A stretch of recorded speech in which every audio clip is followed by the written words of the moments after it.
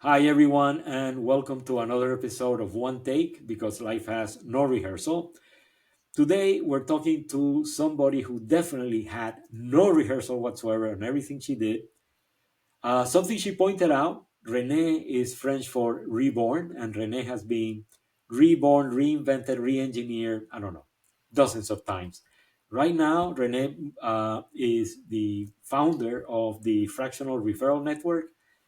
Today, she works in apart from dogs, she doesn't work at quieting her dog.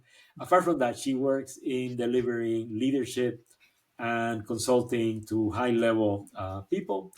But this is the last reborn. There's many other ones, and Renee is going to take us through them.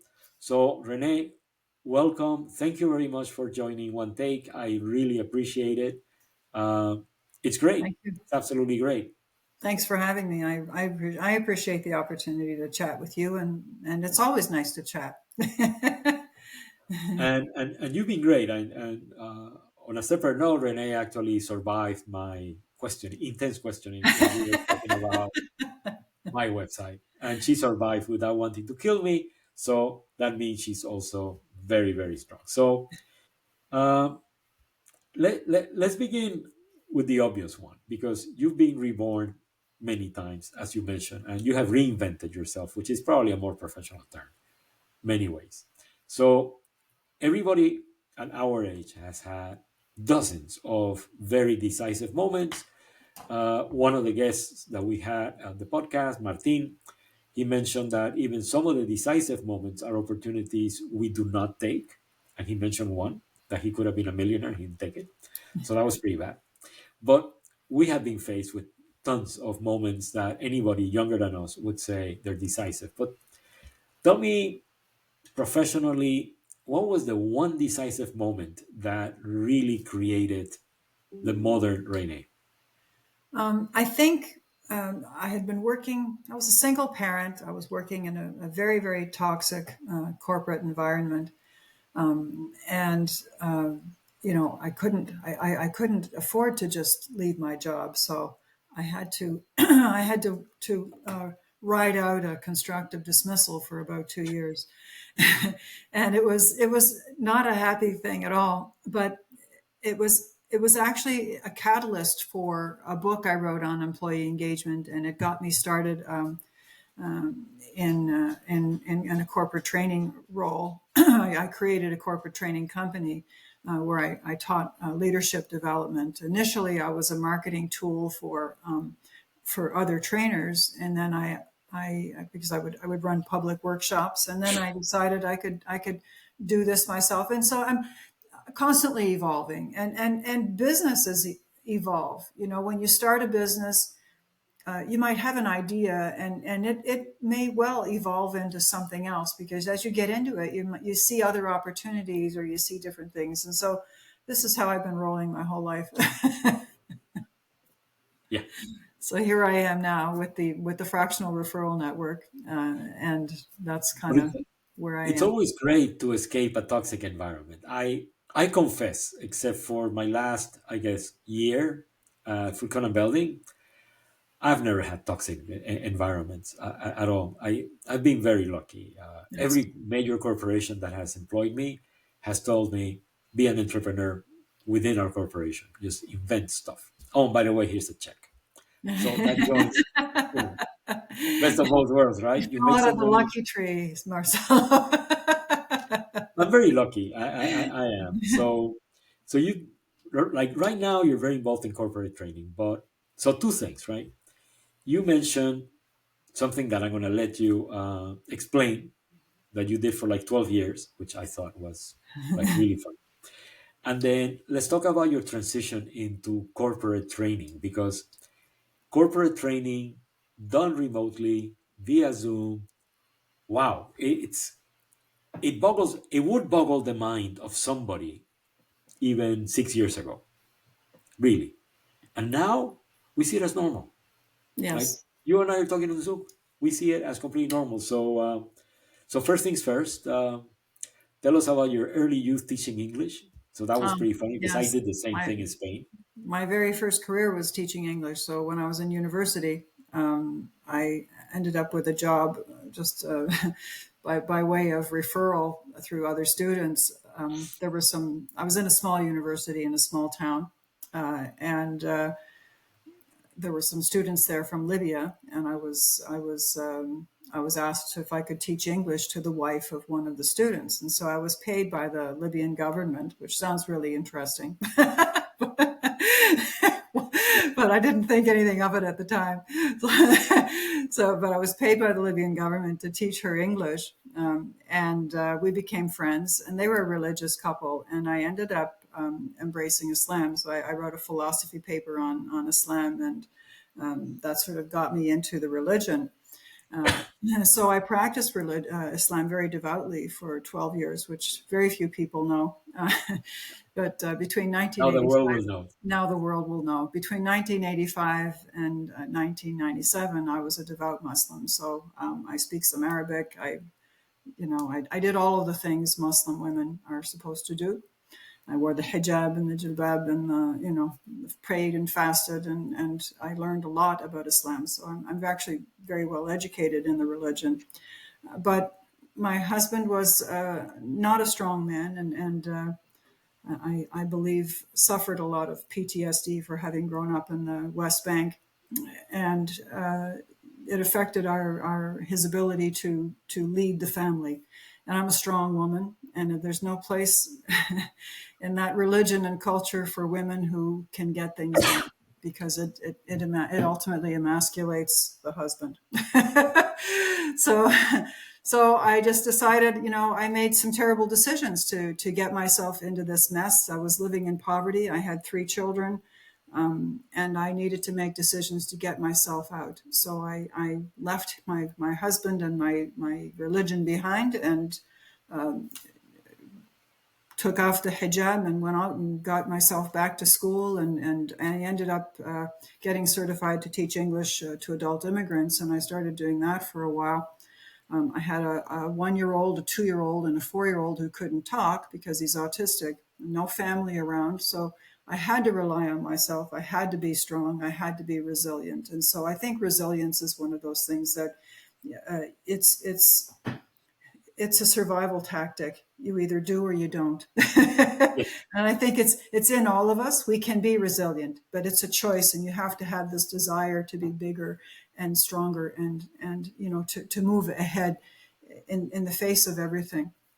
And it was actually a Dale Carnegie book that I read called The Leader in You that was the catalyst for giving me the confidence to go out and do my own thing after so many years. I didn't even know if I could be a normal Canadian again, living in that cultural bubble, So I congratulate. Here I am. Well, here you No are, worse but for like wear. we are going, like here you are. It's 1997 to 2025, Yes. and you now have a successful company, I the have the Fractional Referral Fractional Network. Referral Network. Yeah. So I had a few other How things did that happen happen? along the way. I ended up with cancer at one point a few years ago. I was diagnosed with breast cancer, and so when you go through cancer treatments, your whole life comes to a grinding halt. And here I am, single again, and but I don't have anything holding me back. But I'm 61, but at that time I was about to turn 60, and I felt like I have to do something. I'm not employable at my age. We don't get more employable as we get older, so you No. have to be able to rely on yourself. And I've had businesses before, so I've been self-employed off and on, my whole adult life, and so I thought, okay, I know what I need to do, and so I ended up. At first, I thought I would market. I would be sort of a marketing. I would subcontract the services of CMOs, but then I decided that's not really what I want to do. But what I did find out was that a lot of fractionals don't actually have complete business skills, so they lack sales and marketing combined. So even Yeah. if they're good sellers, they don't know anything about marketing. If they know about marketing, they don't know how to sell. My experiences throughout my career have given me a foundation for both, and so I can teach that to people. And my natural default is to teach. So I have a coaching certification, and I run coaching and training programs for fractionals within the Fractional Referral Network. There are tons of free tools for them also to access, and a community, because anyone who's been self-employed, and I'm sure you know this, Marcelo, you don't always have the support of people around you. Sometimes if you're surrounded by people who settle for less and are content to settle for less, then you'll be fed a lot of guff about, why can't you go get a regular job? Why can't you be like everybody else? I'm not. Just get anything, take anything. Yeah. Well, God damn it, I'm not a take anything person, and I don't want anybody to be a take anything person. It breaks my heart when I see the open to work sign on someone's LinkedIn profile. I think, geez, they gave up on their dream. You know, and there goes my dog again. Sorry. Take on me. Yeah, the other day I I'm gonna published. lock him up, Marcelo. No, no, don't worry. I mean, like, we love dogs. I had three dogs once in my house. My daughter's two dogs and my dog, and they were all sleeping in their individual beds in our bedroom. And I took a picture, and a friend of mine says, "Oh, that's the recharging stations for the four of them." And it's, you know, but so here's an interesting thought. Like, I don't know, many years ago, tons of years ago, we had what I consider to be like one of the few adults in the media network. A guy from India called Kinjal Med, great guy, very funny, but an adult. And I love that because I'm not. I'm just old. I'm not really an adult. So he calls me up and he says, "Listen, have you ever heard of Skype?" Well, they have this thing and you can use video and we can have Teams video meetings. And I go, okay, that works, because at the time I was having weekly meetings with teams from all over the world. I was having team meetings with people in London and India, blah, blah, blah. But you never get to see them, right? So that changed my world. Fast forward to maybe 10 years ago. What you do over Zoom was absolutely, utterly unbelievable. Nobody could even visualize teaching people core skills like management, leadership, marketing, sales, all of that over Zoom. Today, we have sports classes over Zoom. There's people who teach sports over Zoom. I've never done it, but like, I go to a gym. But that changed, I think that changed the training world tremendously. All of a sudden, you were free to have clients anywhere in the world. You're in Yeah. Canada, but you could have a client in South Africa. Yes. Actually, I just spoke before you with a guy who does, like, marketing work and all of that, and he was in South Africa, and we just connected. So tell me more about how you embrace that change, because you have embraced that change. Well, I was using GoToMeeting when in the days when I had my Oh, corporate yes, training. I remember In the those. days when I had my corporate training, I was already ahead of everybody else, because I would do live in-house training, and then I would have follow-up sessions online with doing a GoToMeeting. I So remember go to meetings. Yes. yeah, yeah. So I was doing that stuff when it wasn't even sexy, and so I was country before country was even cool, and I'm a so heavy like metal guy. the transition to Zoom or Skype or like all of that felt very natural to me. If I have a preference between live training and training online, I'd take live training any day, because I love being in front of people, and the energy of people is very different in a classroom type Absolutely. environment, and you can manage people differently and better. And you can play physical games, and I love playing games. So, so I like, having these opportunities that you can't do it quite the same way Yeah. in online, but it's the being able to work remotely, however, is a gift in many ways, right? Because it opens the world up to you. So now, you mentioned that you have a potential client in Australia. I've worked with people who, they're Canadian and they've got clients in Australia. So like the world doesn't matter anymore. The borders don't matter. as long as you're willing to get up at the right time of day. Yeah, I had that. I had that. We talked it over, Kinjal and I, and we said, okay, so 1 week you're done. The next week it's my turn to be toast. Okay, yeah, So that's some nice. weeks we talk at 10 a.m. my time, 10 a.m. his, 10 p.m. his time, some of them. But it's I think it's great. It's opened up borders. I'm sad that some people don't see the world as broadly as we see it. I see the world as like, hey, you're here, big deal. I don't Yeah. see borders. I honestly don't see borders. And I have my own theory about socioeconomic levels and cross-border likeness. So, but and then to kind of finalize, because it yes, you said something very right. We're not more employable as we get older. No. However, at the same time, if you look at it, there's a lot of 60-year-olds and 70-year-olds running things. It's a lot of old people running stuff.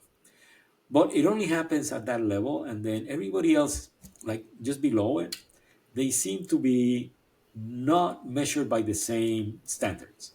So Yes. yeah, Warren Buffett is like 152. Great. Oh, well, you're 60. Oh no, you're not worth it. Well, wait, but Buffett is 152. I mean, like seriously. So let's say you were, and you do this probably more than anybody else. Let's say you're consulting with a CEO. The CEO is interviewing some candidates for, like a really high up position. The CEO is looking at candidates who are like 30, 40, whatever. What do you say about somebody who's like 60? What is the tremendous value that, people who are 60, I'm not even going to say people like us because I am not 60 at all. And I haven't been 60 for years. But, what is the value we bring to a company? Other than the obvious level of experience and wisdom and so on, I think more than let me back up a little bit. I think that what I remember being on that side of the desk where I had to hire people, and I was in my 40s or whatever, and the people I was interviewing were in their 50s or more, and thinking I couldn't lead somebody who was older than me. And I think what, and I think that that's probably why older people don't get hired. One of the big things. It's not that they're not seen as valuable. It's that they're not sure they can lead someone who was older than them. And so I think that maybe the value is often that they can be led, and they've worked long enough that they know how to lead and they know how to follow. That's So very insightful. you don't have to be running the company at 60 something. You can still be an employee and have a senior manager or whatever. But I know companies that do hire older people, or they bring them back as consultants or whatever, and they are reporting to 35-year-olds. There's no pain over that. Like, you know what I mean? Yep. Your ability to get along with people, if you've had 40 something years of work experience, working Hard in to a get along with people. company, you've had a lot of shit that you've dealt with people and policies, and you've seen a lot of changes and a lot of things. You provide that insult, but you buy insight, but you also have built in resilience because of it. And the ability to lead, the ability to follow is just as important as the ability to lead. And when you've been working with, people for 30, 40 years, you certainly have hopefully developed the ability to both follow and lead. That's an excellent point. And well, Renee, thank you very much. On the personal note, I will send you a copy of my website when I finally Thank get you. the tripods back from my Thank client, you. and I I will can take a share picture. everything. Yeah. Thanks so Great. much, So Marcelo. thank you very much for joining us. It's fantastic. I absolutely admire you. So Thank you. we'll see you Likewise. around. Okay, you have a great day. Have a wonderful Thank day. you. Talk to you Bye later. bye. Bye.